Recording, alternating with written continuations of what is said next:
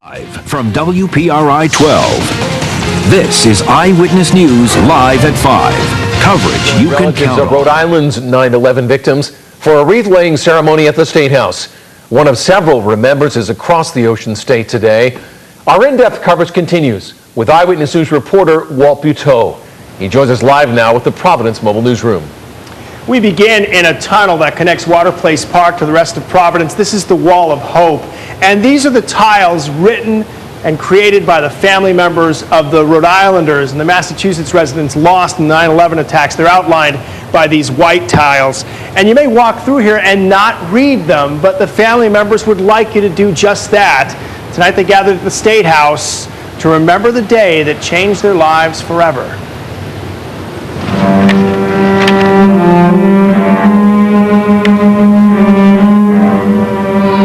Michele Murphy helped lay a wreath in front of the State House 9/11 memorial with thoughts of the day she lost her little sister still very fresh. Not a day goes by that we forget, but it's just, you know, September 11th just kind of makes you relive it, you know. Renee Newell was headed to Las Vegas on American Airlines Flight 11, the first plane to hit the towers. Headed to Las Vegas on American Airlines Flight 11, the first plane to hit the towers. Was headed to Las Vegas on American Airlines Flight 11, the first plane to hit the towers. 6 years later, back here in Rhode Island, the songs, the poems, purchase in the soul, the prayers, and grant us peace, are important to all the victims' loved ones here in Rhode Island and everywhere. But as some wiped away tears, Murphy told us as a nation we need to do more to remember the attack and what it means every day, not just on this one. We as families just don't want anyone to ever forget what happened or forget our loved ones. As you look at the nation, do you think we do forget sometimes?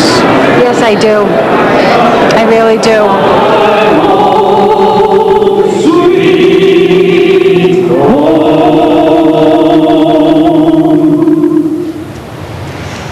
And as we remember that day, we have one more piece of video we want to show you, a piece of video that we shot up at the State House. Let's take a look at that right now. This flag will fly over the State House, and Rhode Island will be the first state in the nation to fly the flag. This is an anti-terrorism flag, the governor accepting that honor today at that ceremony. We'll have more on another ceremony tonight at 6 about another loved one of one of the 9/11 victims.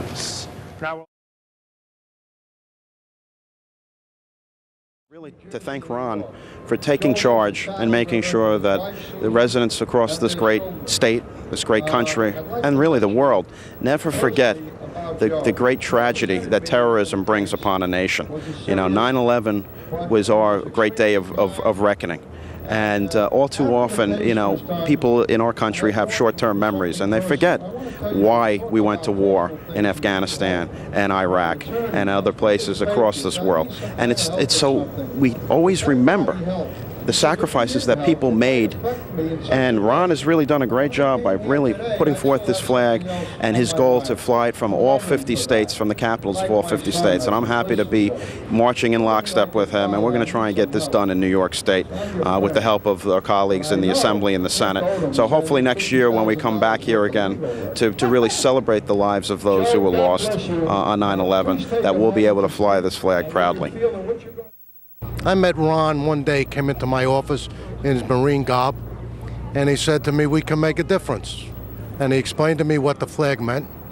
And from that day forward, we have stood together to try to make the flag fly in different places so people can understand that not only people that died in war for this country, but the people that died on our own soil needed a flag in their honor. And that's why we're here today. I lost my 26-year-old son, Matthew, in the first tower on the September 11 attacks. I've met Mr. James for the first time today, but I've met Mr. Sorenson previously at rallies for the sick workers who tried to save my son. This flag is very important to me because 42% of those who were killed are still missing, and there has been a lack of interest by our nation in getting these people found and returned for a proper and decent burial. So this flag represents to me those who are missing in this attack on our nation, and the fact that they cannot remain missing. They have to be the forefront of what we remember and what we do. I'm a personal friend of Ronald Sorenson, and he asked me to be here today and to speak about my feelings about this wonderful flag. I think it's incredibly important that such recognition take place so that we can help to avoid future attacks on our country. Without preserving our borders and securing our country, we're in jeopardy of losing our freedom. It's that serious, and I feel very strongly about it. We have to protect the legacy and foundation of this country for our children. God bless the United States of America. I'm a survivor and rescue worker from the second tower. This flag means a lot because of all the victims that were not recovered, that they need to have a proper burial. I'm an old-time friend of Ron James Sorenson, and we grew up together in Providence, in the Bronx, New York. And Ron, as a kid, was a tough guy from New York. We all went in the military, and it kind of straightened us out and gave us direction. And basically, I think that was the stay in the Marine Corps was the basis for Ron's patriotism and flag, for him dedicating his life to the flag in later years. He did so much for so many, for so long, that it grew on us. We became patriots also, and stalwarts to protect the flag. And that's gone on to this point after 9/11. Ron came up with this MIA-OON flag. And it's just amazing that one person can do so much. That's basically Ronnie James Sorenson's, his work and dedication to this notion of getting this. And it's something that we needed. It's filling a need, and who knows where it'll go from here. But again, it's proof of what one person can do. And God bless them, and God bless our nation. And I hope that this goes on to his expectations, which would be great. That's about all I have to say about this. The easiest way I can explain this flag to you is that once I was speaking to a psychiatrist, and he asked me how I felt the year that I was in Vietnam, and I turned around and I said to him, "How did you feel on 9/11? And he looked at me and he shook his head and he said, "I never heard anybody relate it that way." He said, "I was in a daze that whole day." I said, "For the 365 days I was in Vietnam, that's the days I was in. And this flag is proof to it. And let's everybody get behind it and support it." Thank you very much. This event today certainly suggests that we as Americans should remember, and certainly are reminded by people like Ron Sorenson and his efforts to represent the sacrifices of so many people on 9/11, as well as our veterans that carry on the fight against terror throughout the world. We certainly want to recognize and acknowledge his contribution as the intrepid defender of our way of life. And that is the creed of America, that everybody's entitled to life, liberty, and the pursuit of happiness. So this reminder today is something that will always be with us, and as long as the people that are not with us are in our hearts, they live forever. I met Mr. Ron at a rally for the sick that were affected on 9/11. And we talked about this flag, and I'm really glad to see that it came to pass, that he developed this here. It's really beautiful, and it says a lot of things, because my son is missing in action. He was a firefighter, and I lost him on 9/11. And it's good to know that somebody cares.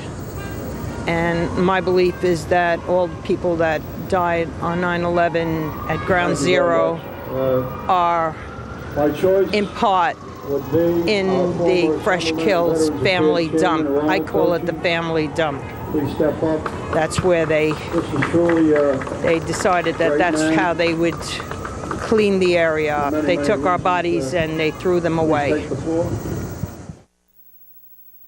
Ron, I've known him. We served in the assembly together for 2 years, and so I've known him since 2002. What do you think of the flag?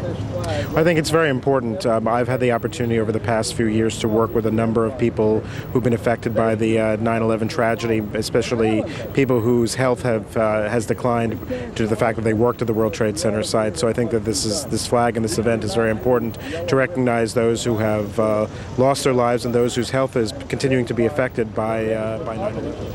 Do you feel that this is pertinent to the world? Absolutely. New York City took a hit for the entire country and for the entire world on 9/11. I think that it's especially important that the federal government, the state government, the city government recognize that the problems of 9/11 continue, and that we have to continue to give the heroes of 9/11, both those who died that day and those who continue to help rebuild New York, the compensation and the respect that they deserve. You would give your wholehearted support for the flag? Yes, I continue to, with words and deeds in terms of the work that I've been doing in the Assembly and in the community. I continue to support those who lost their lives and those who are still missing.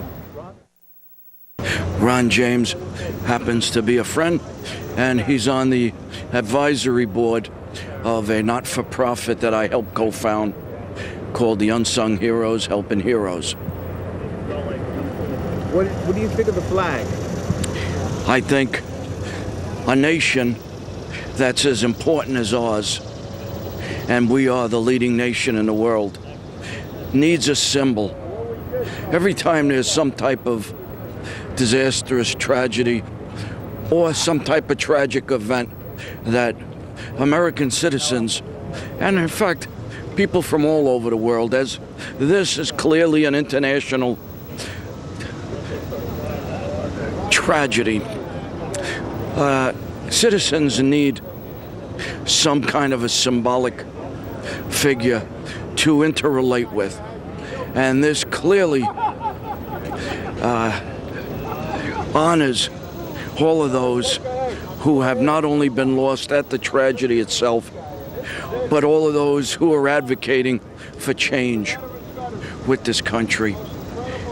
And after 6 years, it's about time that we had something that America could get together on, and the rest of the world. Our administration really has not been representative of the people by meeting their obligations and responsibilities. They've made us feel as we're expendable. Every action they take makes us wonder what tomorrow will bring. So this will help unitize all of those feelings of empathy, and it will pay homage to all of those who have been lost and who we will continually lose, that came to this country in our hour of need. He's been one of the most influential advocates for the veterans, not only here in New York, but throughout the country. And I've seen him go to many, many events, and he's very concerned. He's concerned not only about veterans, but he's concerned about the attitude of the people of the United States and the world towards terrorism, and how many people may have been misinterpreting what's going on in the world, and we need to really stand behind the war against terrorism. And like he did with the POW flags, I think this is going to be an important reminder to people how important this war on terrorism is. Ron James and I have been close friends since the 1950s. when we attended DeWitt Clinton High School together. And while I went on to have more or less a conventional college path and, typical business kind of career, Ron went on to forge a very individual trail for himself. He was in the Marine Corps, and then he went on to be a boxer, a poet, a songwriter, recording artist. But it's really as an activist of causes that affect us all on a very human level that Ron found his true calling. Ron's crusade to defend our American flag has actually earned him official recognition in the halls of the United States Congress. And for the last 20 years, Ron has defended the rights of labor union members, veterans, the disabled, firefighters, law enforcement, EMS personnel. The list goes on and on. Ron's current efforts on behalf of 9/11 first responders are well known. And Ron goes to court to defend his causes, and he lobbies Congress, and he's known in the halls of Congress. So he's won many awards and testimonials at the highest levels in recognition of his efforts. At a time when technology and big business are squashing the role of the individual, Ron stands out as a beacon of hope that, guess what, the independent spirit of entrepreneurship, which made America great in the first place, is alive and well. But now, today, he has a new mission that dwarfs even all his other accomplishments. He's created a new flag. It's called MIA-OON, which stands for Missing in Attack Upon Our Nation, and it's meant to honor all the victims of all terrorist attacks throughout the world. And Ron hopes that this flag will become the official flag worldwide for recognizing the effects of terrorism. And when we recognize the effects, the victims of terrorism, that's the first step towards eradicating terrorism. Flag against terrorism here. You think it would be a good idea for the state of New York to take this flag and honor it and pass a law to fly it for 30 days once a year because of all the terrorism and everybody affected by it? Well, I think anything that acts as a reminder that we're in the war against terror is a good idea, and you should be given a lot of credit for advocating for people to be reminded that we have people in defense of this country now all over the world that are sacrificing life and blood. And certainly there should be some kind of acknowledgement of their sacrifice, and people should understand very clearly that every day there are people in danger. So I think it's a good idea. Well, that's what we're going to try to do. And by the way, here today there are people that are also very concerned about the rescue people that went out after the World Trade Center. Correct. They're all sick. There's all kinds of illnesses, and it affects them. We're going to have the people who were, the representation will be someone here that represents all the people that were killed in the Trade Center, the representation of the people that are dying from after the World Trade Center, and the very first thing that comes to us, and you just said it, the ones right now who represent fighting for our freedom are the ones that I owe my life to in bringing this flag to the attention of our society. And it's a world flag. You know, Ron, this flag really represents probably what we would consider the new war, the war on terror. First time in many, many years that the United States suffered loss of civilians in war. 3,000 dead on 9/11. Right. And then I remember very vividly there was a poster that was put together very, very quickly. And it showed the firemen standing on that rubble with the flag and a soldier right next to him with his hand on the flag, and the words on the bottom of the poster were, "We'll take it from here." That was 5 years ago, and people should understand that we now have a toll of people that serving this country, all volunteer service, many dead and a lot wounded severely for life. So this acts as a reminder for all of us that freedom isn't free, and we live in this great country, which is really a gift from God. And as such, we should enjoy it, but we should always remember that it came to us with the sacrifice of life and blood. And as such, we should pay respect to those people that helped make this. And also, as a gift of freedom, we should remember that whatever we inherit won't be ours unless we earn it again for ourselves. And our troops are doing that today, and we have an obligation to do the same. Well, I'll tell you what, I'm going to be up in Albany, you know, we're going to try to do something with this flag. Rhode Island is supposed to be the first to actually fly it on their capital. But I'm going to try to go all over the United States to have that done with this flag, and of course our national capital. But through the years, in my experience of knowing people like you, and very few, by the way, very few like you, it's my blessing somehow, in my unusual way, that we make a great team together as we talk about something we agree with. God bless you. We need people like you, you know, that are unique, as you suggest, unorthodox, but they become very, very visible, and they're a very, very active reminder that we have people that are facing danger and death every day. So God bless you. Shake hands with a great man. I'm here because I do volunteer work for Veterans of America, Disabled American Veterans, Military Order of the Purple Heart. I do the compensation appeals for service-connected and non-service-connected veterans. When they're denied, I take over free of charge. I'm a volunteer. I bring all my knowledge from when I was in the union days doing bookkeeping and doing administrative work. However, I was called by Ron James Sorenson, who I know for the past 20 years, and I want to be by his side.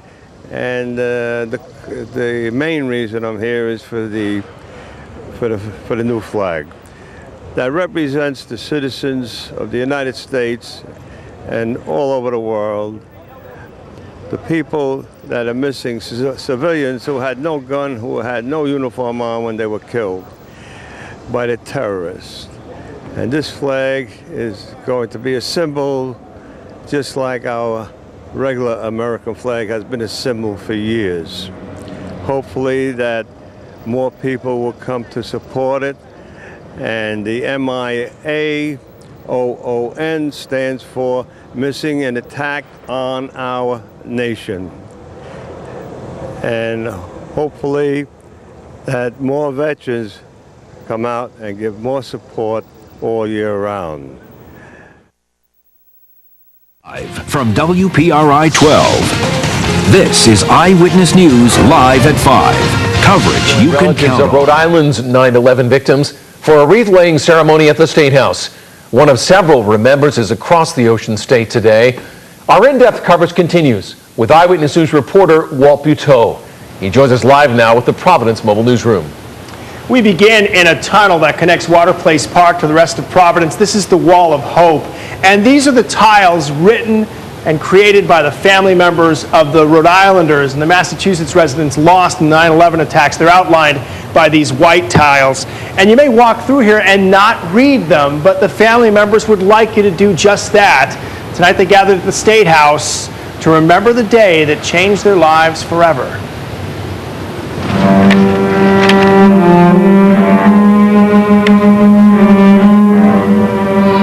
Michele Murphy helped lay a wreath in front of the State House 9/11 memorial, with thoughts of the day she lost her little sister still very fresh. Not a day goes by that we forget, but it's just, you know, September 11th just kind of makes you relive it, you know. Renee Newell was headed to Las Vegas on American Airlines Flight 11, the first plane to hit the towers. 6 years later, back here in Rhode Island, the songs, the poems, Perches in the soul, the prayers, and grant us peace, are important to all the victims' loved ones here in Rhode Island and everywhere. But as some wiped away tears, Murphy told us as a nation we need to do more to remember the attack and what it means every day, not just on this one. we as families just don't want anyone to ever forget what happened or forget our loved ones. As you look at the nation, do you think we do forget sometimes? Yes, I do. I really do.